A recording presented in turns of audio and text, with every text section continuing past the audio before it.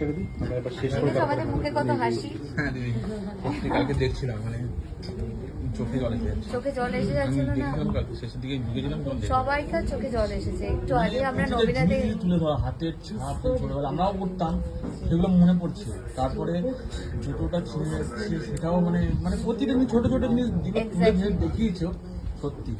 আজকে আবার নর্থ কলকাতার লোক আশা করি এটা বেশি রিলেট করতে পারবে, মানে বনদি বাড়ি এখানে বেশি। কেন বনেদি বাড়ি মল্লিক বাড়ি নয়, ভবানীপুরে সেটা তো। হ্যাঁ না, সেটা এখানে একটা অন্য রকমের একটা ঐতিহ্য আছে এখানকার। সব জিনিসটাই আমার মনে হয় কলকাতার আসল মানে যে সংস্কৃতিটা পুরোটাই এই দিকটা বেশি।